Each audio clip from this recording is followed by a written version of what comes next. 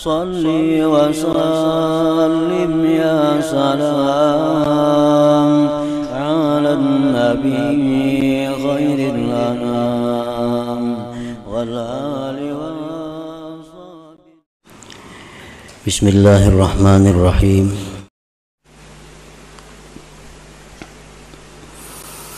وقال رسول الله صلى الله عليه وسلم إذا كان آخر الزمان صارت أمتي ثلاث فرق فرقة يعبدون الله خالصا وفرقة يعبدون الله رياء وفرقة يعبدون الله ليستأكلوا به الناس فيقول الله عز وجل للمخلصين اذهبوا إلى الجنة ويقول للآخرين اذهبوا بهم إلى النار. Apabila akhir zaman, ujar Rasulullah, jadilah umatku itu 3 kelompok, 3 golongan. Satu golongan yang beribadah kepada Allah ikhlas. Golongan yang lain ada yang beribadah riya, mengharapkan sesuatu dari makhluk, baik itu materi atau pujian. Satu golongan yang beribadah kepada Allah untuk mencari makan dengan manusia. Allah berfirman pada hari kiamat, bagi orang-orang yang ikhlas, masuklah kalian ke dalam surga. Dan Allah berfirman bagi yang lainnya, pergilah dengan mereka itu ke dalam api neraka. Para muhibbin rahimakumullah. Dengan dalil-dalil ini jelas bahwasanya ikhlas itu adalah satu kewajiban yang mesti ada dalam setiap amal ibadah. Tanpa ikhlas, amal ibadah itu tersia-sia dan kita pun akan disiksa oleh Allah Subhanahu wa ta'ala. Nah, para muhibbin rahimakumullah, dengan demikian kita wajib belajar apa itu ikhlas. Dan kita wajib berusaha untuk bisa mendapatkan ikhlas itu, agar kita menjadi orang yang selamat di akhirat nanti.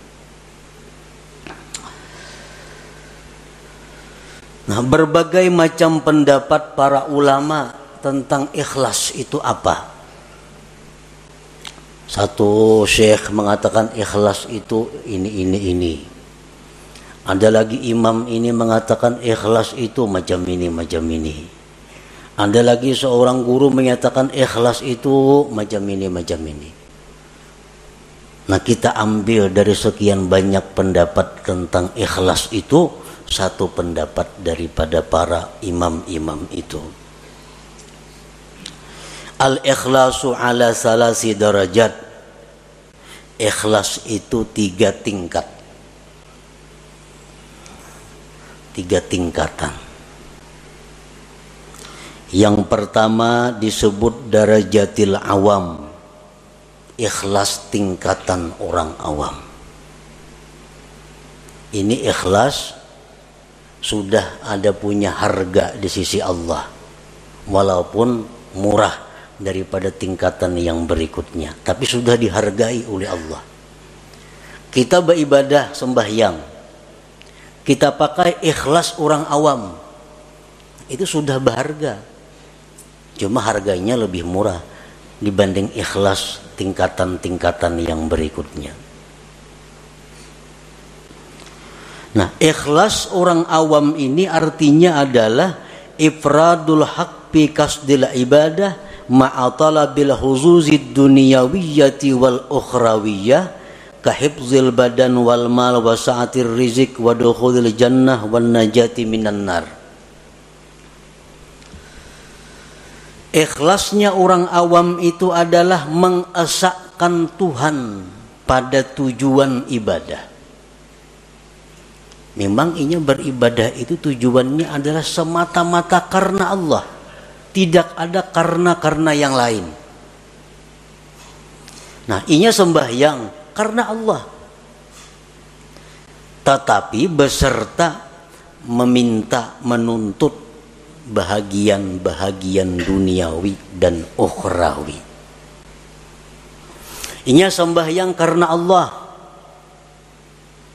Di samping itu mudahan diluaskan Allah rezeki, mudahan dipeliharakan Allah harta nang ada, mudahan mati masuk ke surga, mudahan terhindar daripada api neraka contohnya. Nah ini sudah ikhlas untuk golongan orang-orang awam. Inya berzakat tunya karena disuruh Allah, perintah Allah. Tetapi ini ada minta kepada Allah. Dengan berzakat ini dia minta kepada Allah agar hartanya bertambah, hartanya terpelihara, hidupnya selamat dunia dan akhirat. Nah ini ikhlasnya orang awam. Beribadah semata-mata hanya karena Allah, tetapi ada minta macam-macam dengan Allah, baik itu urusan duniawi atau ukhrawi. Nah ini sudah masuk ikhlas, walaupun ikhlas yang paling rendah.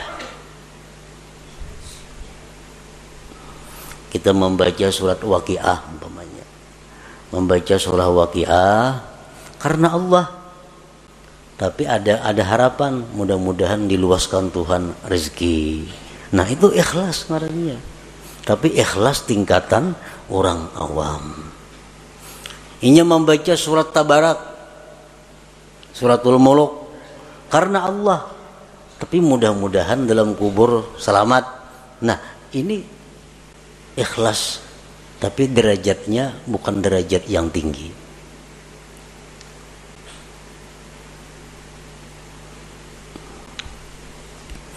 Yang kedua, darajatul khawas, derajat ikhlas orang khawas.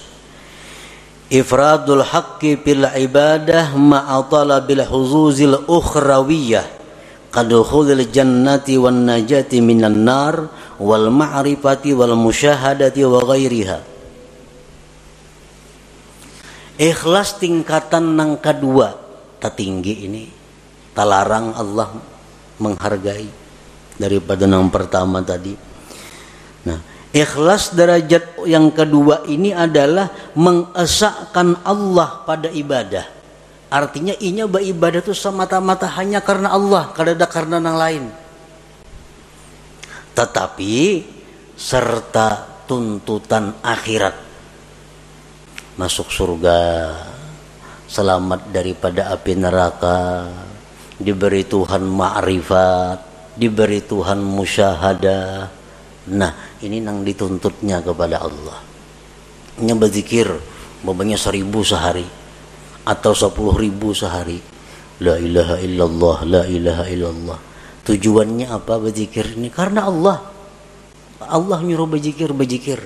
Tapi inya minta kepada Allah agar diberi makrifat kepada Allah, agar diberi musyahadah. Nah ini ikhlas tapi menurut tingkatan khawas ngarannya, belum lagi sampai ke derajat yang tertinggi daripada ikhlas itu, tapi sudah ikhlas ngarannya. Ya tadi orang membaca surah Tabarak supaya dalam kubur selamat daripada fitnah kubur. Nah ini ikhlas, tuntutan akhirat. Ini ikhlas derajat khawas ngarannya. Inya kadada dalam ibadah itu minta kepada Allah urusan dunia kadada. Nah, beribadah kepada Allah karena Allah, nang dimintanya kepada Allah urusan akhirat. Kadada urusan disihatkan badan, kadada urusan dimurahkan rezeki, kadada urusan berdagang supaya payu, kadada. Urusannya apa? Inya beribadah nih karena Allah, nang dimintanya kepada Allah urusan akhirat. Nah ini ikhlas tingkatan yang nomor 2. Ini lebih hebat daripada yang pertama tadi. Yang ketiga, darajatul khawasil khawas. Nah ini derajat yang tertinggi. Tahqiqul ubudiyah wal qiyamu bi huquqir rububiyah bil ibadah.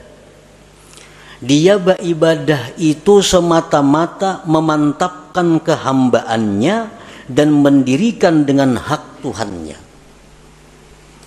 Aku beribadah ini semata-mata karena Allah dan aku ini adalah hamba Allah, titik. Perkara masuk surga, perkara neraka itu kada tahu urusannya. Nah, inya berzikir karena menjunjung perintah Allah, habis ingat situ. Inya sembahyang, aku semata-mata menjunjung perintah Tuhan karena aku nih hamba, aku mesti sembahyang. Habis ingat situ. Kadada macam-macam lawan Tuhan tuh kehendak permintaan kadada. Nah, inilah derajat ikhlas yang tertinggi itu. Nah, para muhibbin rahimakumullah. Jadi apapun di antara derajat ikhlas yang 3 macam itu, apabila ada di dalam amal ibadah kita, maka amal ibadah kita itu sudah hidup, sudah punya roh. Artinya ada harga di sisi Allah Subhanahu wa taala. Kita membaca Quran, di dalam situ ada ikhlas, walaupun derajat-derajat orang awam sudah selamat. Apalagi kita membaca Quran, di situ ada ikhlas derajatnya orang khawas, lebih larang lagi Allah menghargai. Apalagi ikhlas nang nomor 3, makin larang lagi harganya. Nah, makanya ibadah itu dibalas 10, bisa 70, bisa 100, bisa lebih pada itu, tergantung mutunya ibadah itu, tergantung kualitasnya ibadah itu. Para muhibbin rahimakumullah. Nah, jadi kita sudah tahu pentingnya ikhlas tadi. Pentingnya kita beribadah itu karena Allah. Kalau kada macam itu, sembahyang kita ditolak dan kita disiksa. Kita puasa kada karena Allah, puasanya ditolak dan kita disiksa. Kita bersedekah kada karena Allah, berbagi-bagi duitnya, tapi kada karena Allah, duitnya kada diganti Tuhan, berpahala kada, disiksa, duitnya habis. Kalau orang tuh bersedekah karena Allah, akan mendatangkan kelapangan, mendatangkan kebahagiaan, karena Allah. Tapi kalau orang ini membagi-bagi duit, membagi baras, membagi apa, kada karena Allah, ujung-ujungnya bisa gila, bisa stres, karena kada karena Allah. Nah, ini akibatnya dalam dunia pun sudah menderita.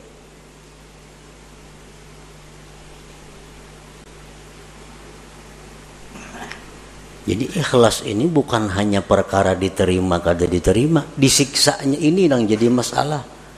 Sembahyang nang mestinya jadi ibadah berbalik menjadi maksiat.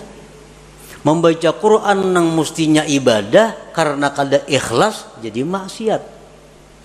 Bersedekah nang mestinya ibadah tapi karena kada ikhlas jadi maksiat. Nah, oleh karena itu kita wajib fardhu ain mempelajari apa itu ikhlas supaya bisa amal itu diterima oleh Allah Subhanahu wa taala. Dan sesudah kita belajar ikhlas tadi macam itu, tinggal kita berusaha bagaimana cara mengamalkan, bisa melakukan ikhlas itu. Para muhibbin rahimakumullah. Yuktasabul ikhlas bitadabburil ayati wal akhbar bi targhibil ikhlas wa tarhibir riya. Nah, supaya kawa ikhlas, kita sudah tahu tuh di ikhlas tadi, ibadah nang karena Allah, kada ada karena nang lain-lain, itu ikhlas. Tahu sudah kita. Cuma kayak apa supaya kau menerapkan itu di dalam ibadah kita. Nah, ikhlas itu diusahai pertama dengan merenungi ayat-ayat, hadis-hadis yang menggemarkan ikhlas dan menakuti riya. kita cari, kita renungi Al-Quran, bagaimana memuji orang yang ikhlas. Al-Quran, Al-Hadis, bagaimana menerangkan akibat surga terhadap orang yang ikhlas. Al-Quran, Al-Hadis menakutkan bagaimana orang yang kada ikhlas. Orang yang kada ikhlas itu beramal, apapun amal ibadah, kada ikhlas. Itu di akhirat dipanggil Allah dengan panggilan ya munafik, hai munafik. Ya ghadir, hai penipu. Nah, kita tuh beribadah kada ikhlas. Allah memanggil di akhirat dengan panggilan hai penipu, hai orang munafik. Nah, ini yang kita renungi hadis-hadis seperti ini agar kita bisa ikhlas. Bahkan diriwayatkan bahwa orang yang tidak ikhlas itu nanti di akhirat akan diulu-ulu oleh Allah. Sebagaimana dia dalam dunia mengulu-ulu kepada Allah. Kan sembahyang. Tapi sembahyang ini yang dicarinya adalah pujian. Itu mengulu-ulu Tuhan ngarannya. Kisahnya menyembah Tuhan, tapi hatinya menyembah orang yang dia harapkan. Nah, di akhirat dibalas Allah. Jar Tuhan pulang bin pulan masukkan ke surga. Masukkan. Nah, bejurut kesukaan ke surga. Sampai kamu ke pintu surga ditutup orang pintunya, tak ditutup. Nah, ujar Tuhan dalam dunia ikam maulu-ulu aku, sekarang giliranku maulu-ulu ikam. Nah, ditampayakan surga kenikmatannya, sekalinya kada boleh masuk ke neraka dulu singgah. Nah, inilah akibat orang yang maulu-ulu Allah di dalam dunia. Bersedekah itu ibadah. Mestinya karena Allah. Tapi kalau kada karena Allah itu istihza billah, maulu-ulu dengan Allah. Allah akan membalas nantinya ulu-ulu itu di akhirat. Nah, jadi kita untuk dapat ikhlas itu pertama merenungi ayat Quran, hadis-hadis Nabi tentang bagaimana orang ikhlas, bagaimana akibatnya orang itu mun kada ikhlas.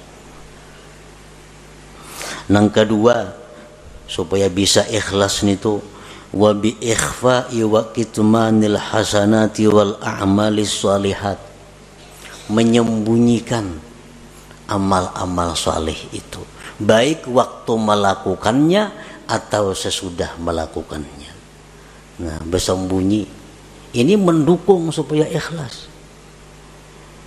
Beramal saleh, sembahyang sunat, pokoknya hal-hal yang kada disuruh kita benampak, sembunyikan amal-amal itu. Jangan dikisah-kisahkan, jangan dikuya-kuya, karena mengurangi nilainya, bahkan bisa menggugurkan pahala. Nah, kita menyimpan amal saleh serapi-rapinya itu membantu keikhlasan. Yang selanjutnya agar kita bisa ikhlas, nah ini yang paling penting, wabikat ittama anil khalqi, memutus tamak daripada makhluk. Selama kita masih tamak dengan makhluk, kita sulit untuk ikhlas itu. Nah, selama kita masih ada yang kita kehendaki daripada makhluk, sulit untuk ikhlas. Kita kepingin makhluk itu sayang lawan kita kepingin makhluk itu hormat lawan kita kepingin makhluk itu mencintai kita kepingin makhluk itu memberi sesuatu kepada kita kepingin makhluk itu agar memilih kita. Selama itu ada dalam hati, kita sulit untuk ikhlas. Nah, sulit untuk ikhlas. Jadi putuskan harapan-harapan kepada makhluk.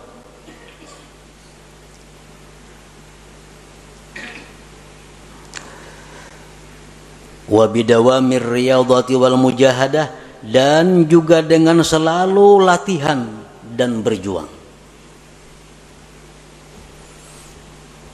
Jadi ikhlas ini mesti dilatih dan berjuang. Nah, kemudian lagi supaya bisa ikhlas itu adalah wa du'a ilallah ayyarzuqahul ikhlas.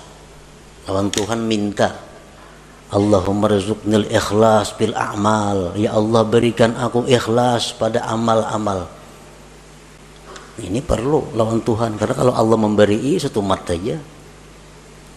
Allahumma rzuqni al ikhlasa bil a'mal, ya Allah aku minta ikhlas pada segala amal. Selanjutnya lagi yang mendatangkan ikhlas adalah suhbatul mukhlisin, bakawan lawan orang-orang ikhlas. Mun bakawan lawan orang nang katujuria menjangkit katujuria juga.